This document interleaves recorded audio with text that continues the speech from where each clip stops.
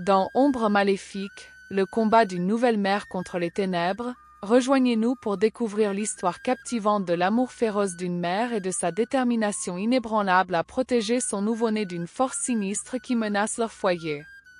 Lorsque des murmures inquiétants résonnent dans la nuit et que des événements troublants perturbent leur vie paisible, elle doit affronter à la fois ses propres peurs et la jalousie cachée au sein de sa famille. Alors que la tension s'intensifie, son parcours se transforme de la vulnérabilité à l'autonomisation, révélant les efforts extraordinaires qu'une mère est prête à faire pour protéger son enfant.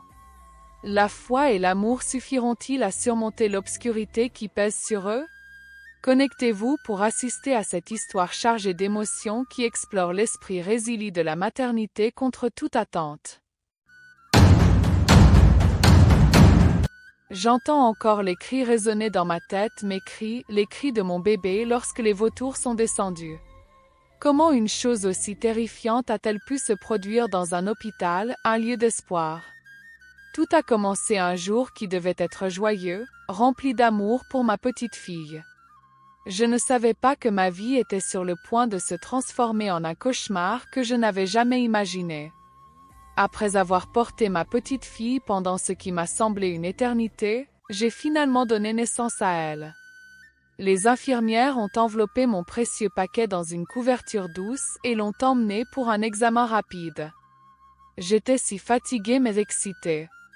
Mais quelques instants plus tard, un bruit effrayant a rempli l'air. Les vautours, d'énormes oiseaux sombres, ont commencé à tourner autour de la pièce où reposait mon bébé. Leurs cris étaient forts et effrayants, comme un avertissement que je ne comprenais pas. Je me suis redressée dans mon lit, le cœur battant. « Que se passe-t-il » ai-je crié, mais les infirmières se contentaient de me fixer, les yeux écarquillés et terrifiés, en chuchotant entre elles. Je sentais la peur m'envelopper comme une couverture étouffante. Je me suis poussée hors du lit, les jambes tremblantes. Je devais sauver mon bébé. Il ne pouvait pas gérer les vautours, mais moi, j'y arrivais. Lorsque j'ai atteint la nurserie, j'ai failli me figer à la vue d'un cercle de vautours monstrueux entourant mon nouveau-né. Leurs yeux étaient perçants, affamés, terrifiants. La panique m'a saisie. « Éloignez-vous d'elle » ai-je crié, en agitant frénétiquement les bras. Lentement, les vautours ont commencé à se disperser. J'ai pu sortir mon bébé du berceau et le bercer de manière protectrice contre ma poitrine. Alors que les infirmières regardaient à distance, je pouvais voir leurs visages stupéfaits. Ils chuchotaient, échangeaient des regards inquiets. Je pouvais sentir leurs yeux me juger, mais tout ce qui m'importait, c'était ma petite fille, mon miracle. Après ma sortie, nous sommes enfin rentrés à la maison. Samba, mon mari, était là, l'air si fier. Il ne savait rien des vautours. Je ne voulais pas gâcher son bonheur, alors j'ai menti et je lui ai dit que tout allait bien. « Regardez-la » a-t-il dit, tout sourire. « Elle est parfaite. » Mais au fond de moi, je sentais le poids de la peur peser sur mon cœur. Les choses ont pris une autre tournure lorsque Madame Jalot, ma belle-mère, est arrivée à l'improviste pour aider à prendre soin du bébé. Mon cœur s'est serré. Nous avions discuté du fait que ma propre mère viendrait aider, mais Madame Jalot n'a pas demandé. « Ma petite fille a besoin de moi » a-t-elle déclaré joyeusement, prenant ma petite fille sans même y réfléchir un instant. Ma frustration bouillonnait en moi, mais je me suis forcée à sourire. En regardant Madame Jalot se calmer devant mon bébé, cela a ravivé de vieilles tensions. J'avais envie de dire quelque chose, mais les mots restaient coincés dans ma gorge. « Maman, tu sais que ma mère était censée venir » ai-je finalement réussi à dire. Mais Madame Jalot m'a renvoyé d'un signe de la main. « Ta mère t'a mal élevée. Je ne la laisserai pas s'approcher de ma petite fille. » La pièce est devenue silencieuse. Ma colère s'est enflammée alors que des mots blessants étaient échangés. Cette nuit-là fut insupportable. Je restais éveillée, pensant à tout ce qui s'était passé. Mon bébé dormait profondément à côté de moi, mais j'étais agitée. Je ne pouvais pas me défaire de ce sentiment que quelque chose n'allait pas. Puis j'entendis un bruit dans le couloir. Un grognement bas. Un frisson me parcourut le dos en me rappelant les vautours. Je me suis glissée hors du lit, le cœur battant. En jetant un œil dans le couloir faiblement éclairé, j'ai été frappée par l'odeur dégoûtante de quelque chose de répugnant. Horrifiée, je les ai repérés, encore des vautours, rassemblés dans un coin sombre près du berceau de mon bébé. Je me suis précipitée vers mon bébé en hurlant. « Non !» ai-je crié, et mon mari Samba s'est à nouveau précipité à l'intérieur, les yeux écarquillés de peur. Le voir se figer à la vue de ces oiseaux a fait battre mon cœur plus fort. J'ai regardé Samba, le désespoir dans les yeux. « S'il vous plaît, aidez-moi !» Mais avant qu'il ne puisse bouger, les vautours ont disparu, laissant un silence étouffant. J'ai attrapé mon bébé, sentant toujours ses yeux perçants nous observer dans l'obscurité. Le lendemain, je me suis sentie comme dans un mauvais rêve. D'une manière ou d'une autre, Madame Jalot avait découvert l'existence des vautours. Ma belle-mère s'est précipitée dans la pièce, le visage pâle. Elle m'a accusée d'être une sorcière. « Tu lui as fait ça. Tu es maudite. » a-t-elle crié.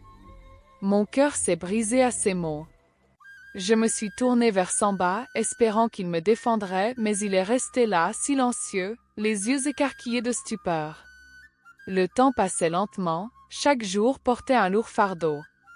Je me sentais piégée dans ma propre maison, l'amour que j'avais ressenti autrefois se transformant en peur. Chaque nuit, j'entendais mon bébé pleurer, mais Madame Jalot ne me laissait pas m'approcher d'elle, prétendant que je l'avais maudite. Je pouvais entendre les murmures dans l'ombre qui me présentaient comme un monstre. Finalement, un matin, quand j'ai entendu à nouveau les cris de mon bébé, je me suis précipitée dans le couloir. À ma grande horreur, j'ai aperçu un homme étrange vêtu de vêtements en lambeaux. Il marmonnait des mots étranges, et mon bébé était au milieu d'un étrange cercle d'objets. La panique m'a envahie. « Qui êtes-vous » ai-je crié, et l'homme m'a simplement regardé, les yeux écarquillés. Mon instinct a pris le dessus. Je ne pouvais pas le laisser accomplir le rituel qu'il prévoyait. Je me suis précipitée vers lui, saisissant mon bébé fermement dans mes bras. « Éloigne-toi d'elle » ai-je crié. L'homme a réagi, levant le bras comme pour me frapper. Mais d'un coup, il est devenu fou, trébuchant dans la pièce, perdant la tête dans le chaos. J'ai été horrifiée de voir tout le monde, Madame Jalot et Samba, me regarder avec de grands yeux, la bouche grande ouverte. Je me suis précipitée dans ma chambre et j'ai verrouillé la porte, les larmes coulant sur mon visage. J'ai murmuré des mots apaisants à mon bébé en la serrant fort. Tandis que je la berçais, j'ai senti la peur s'estomper, mais la confusion est restée. À ce moment-là, j'ai décidé d'appeler ma mère. Je lui ai tout expliqué, les vautours, le médecin indigène, la folie. Elle m'a écouté calmement et m'a assuré qu'elle viendrait immédiatement. Peu après, j'entendis frapper fermement à la porte. « Khadijatou, c'est moi » cria-t-elle. Je ressentis un soulagement et j'ouvris rapidement la porte pour la trouver debout, le regard féroce. Lorsque ma mère entra, je pus voir la désapprobation sur son visage lorsqu'elle aperçut Madame Jalot et Samba. « Que se passe-t-il » demanda-t-elle d'une voix forte. Je lui expliquai tout à nouveau, regardant Madame Jalot se tortiller pendant que ma mère exposait ma version de l'histoire. L'air devint de plus en plus tendu et je crus un instant que Madame Jalot était sur le point de craquer. Malgré le chaos, ma mère resta calme. « Nous devons emmener le bébé à l'église pour qu'il soit béni » déclara-t-elle finalement. « Ce n'est pas normal. Nous ne pouvons plus laisser ces vautours hanter nos vies. » J'acceptai immédiatement, désireux d'échapper à l'atmosphère sombre qui pesait sur notre famille. Alors que nous nous dirigions vers l'église, Madame Jalot resta en arrière, le visage froid de trahison. J'ai ressenti un moment de culpabilité pour avoir entraîné ma mère dans ce pétrin, mais j'ai vite repoussé ces sentiments. Nous sommes entrés dans l'église, où le pasteur nous a accueillis chaleureusement, sentant la lourdeur dans nos cœurs. Nous avons tout expliqué, les vautours, le médecin indigène et tout ce qui nous a conduits ici. Le pasteur a hoché la tête pensivement, se dirigeant résolument vers l'autel. Il nous a demandé d'y placer mon bébé alors qu'il commençait à prier. L'atmosphère a changé et j'ai ressenti une étincelle d'espoir mêlée de terreur. Sa voix devint plus forte, autoritaire, pleine d'autorité.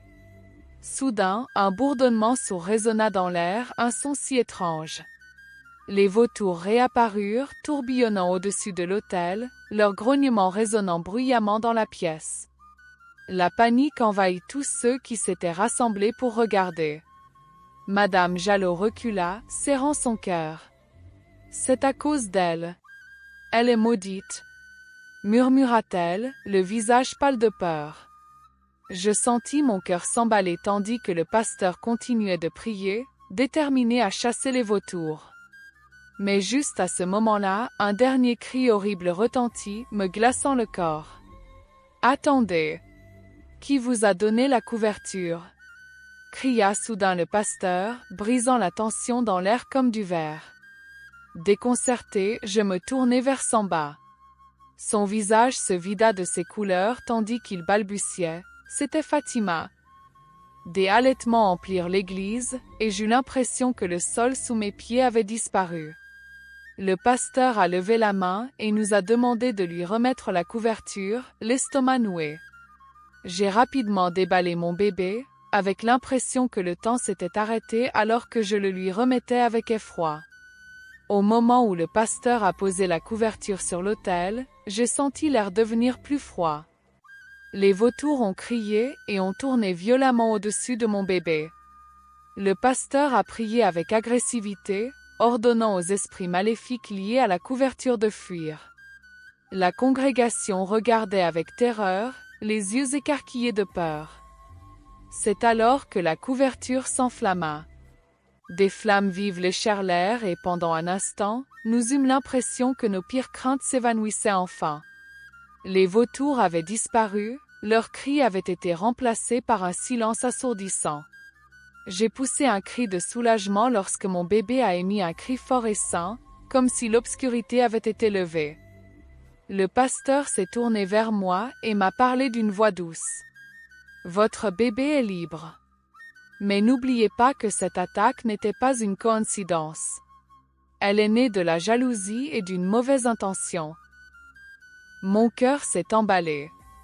À quel genre d'obscurité ma famille était-elle réellement confrontée? Madame Jalot, qui n'était plus que l'ombre d'elle-même, s'avança, les larmes aux yeux. « J'avais tort, » murmura-t-elle, la voix tremblante. « Je t'ai accusé de faire le mal alors que c'était ma propre peur qui m'aveuglait. S'il te plaît, pardonne-moi. » Mon cœur s'adoucit en regardant ses yeux sincères et tristes. Peut-être qu'elle pouvait changer. Samba s'avança également, un air de culpabilité sur le visage. « J'aurais dû te faire confiance, Khadijatou. Je suis vraiment désolé de ne pas t'avoir cru, dit-il sincèrement. Ses yeux imploraient le pardon et pour la première fois depuis longtemps, je sentis de la chaleur dans mon cœur. Que je l'aime ou non, il était toujours le père de mon enfant. Je te pardonne, dis-je doucement, comprenant que nous étions tous pris dans un réseau de confusion et de peur. Il était peut-être temps de reconstruire notre famille et de permettre à nos cœurs de guérir. Nous avons travaillé ensemble pour faire face aux conséquences de l'obscurité qui pesait sur nous. En quittant l'église, la relation entre Madame Jalot et moi a changé. Elle a promis de respecter mon rôle de mère et de prendre du recul, permettant à ma propre mère de l'aider. C'était étrange mais paisible. Avec le soutien de ma mère, nous avons commencé un nouveau chapitre. Samba a coupé tous les liens avec Fatima, bloquant son numéro et s'assurant qu'elle comprenne les limites que nous avions désormais fixées. Il n'y avait plus de place pour les connexions passées dans nos vies. Les cauchemars se sont estompés lentement, mais je gardais toujours un œil attentif sur ma fille. Je priais chaque nuit, déterminée à la protéger des ténèbres qui étaient si près de nous engloutir. J'ai réorganisé ma vie, la gardant près de moi et m'assurant que rien ne puisse menacer son bien-être. Les jours se sont transformés en semaines et chaque jour nous a apporté un peu plus de paix. Cependant, des choses étranges ont commencé à se produire la nuit. Des ombres dansaient dans les coins sombres et parfois j'entendais de doux murmures, comme si une présence persistante m'observait. Je savais que je ne pouvais pas garder ces sentiments troublants pour moi, alors j'ai appelé ma mère. « Maman, il y a quelque chose qui ne va pas chez nous », lui ai-je confié. Elle m'a écouté avec inquiétude, me conseillant de continuer à prier et de rester près de mon bébé.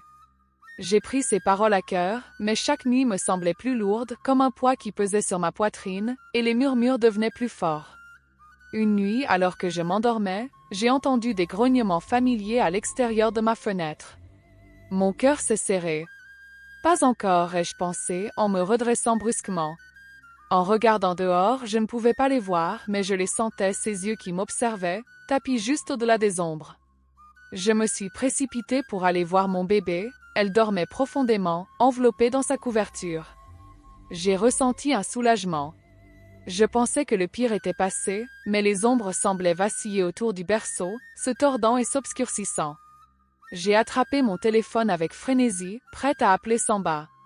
Mais à ce moment-là, les lumières ont clignoté et j'ai pu entendre des murmures frénétiques de plus en plus forts. « Sors !» Pars !» semble-t-il crier.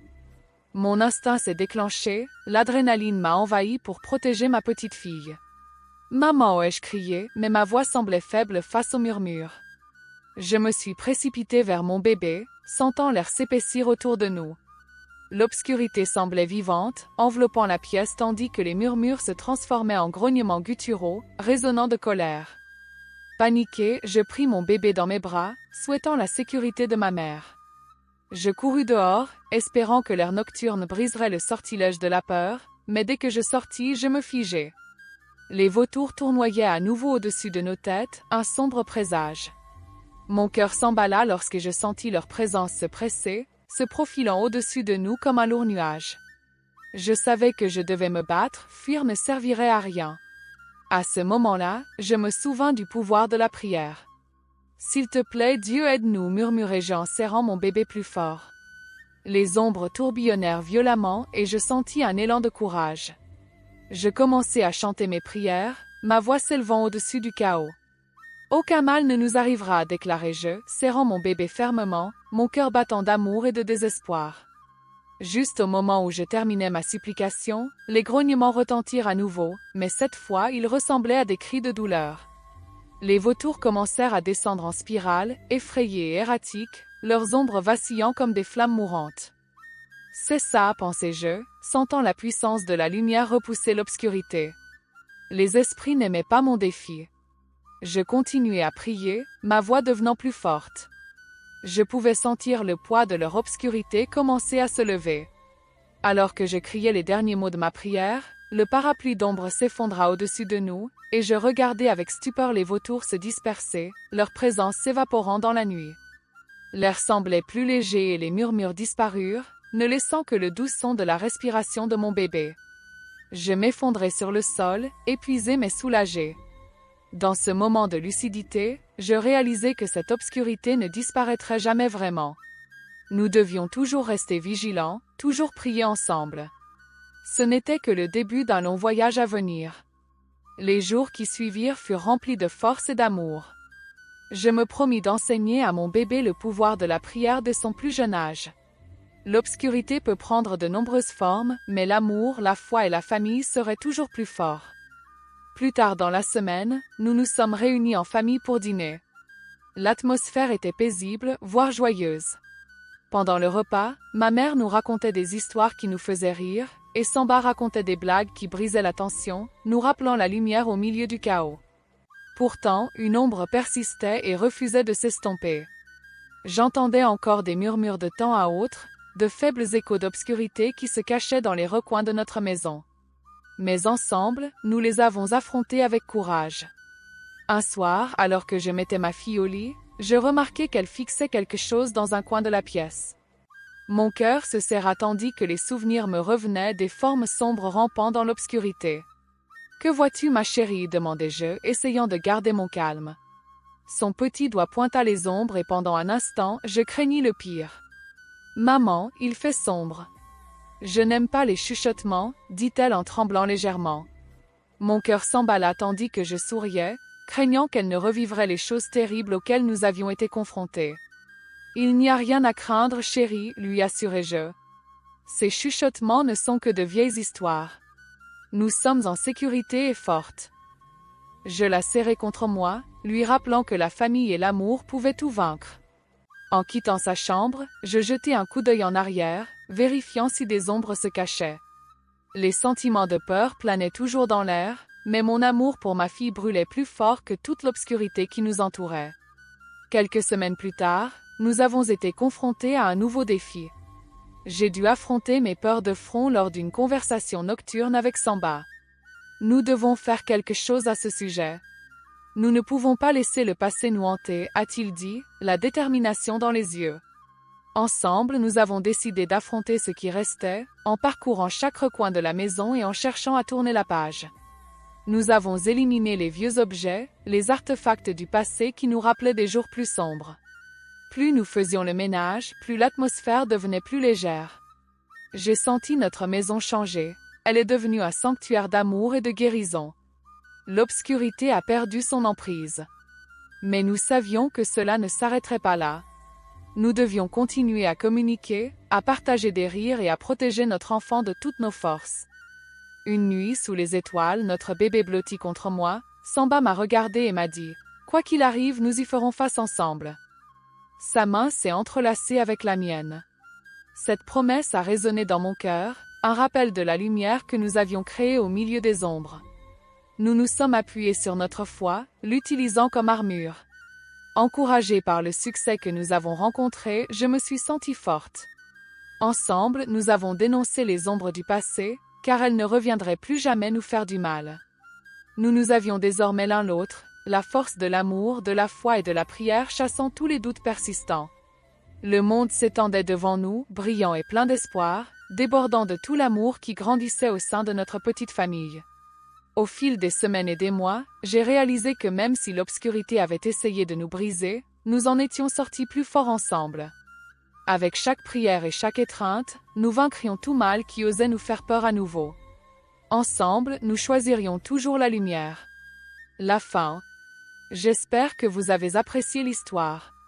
Si vous l'avez fait, n'hésitez pas à donner un coup de pouce à la vidéo et à partager vos réflexions dans les commentaires sur ce que vous en avez appris. Merci d'avoir regardé. N'hésitez pas à aimer, à partager et à vous abonner pour découvrir d'autres histoires fantastiques comme celle-ci. Merci de faire partie de ce voyage.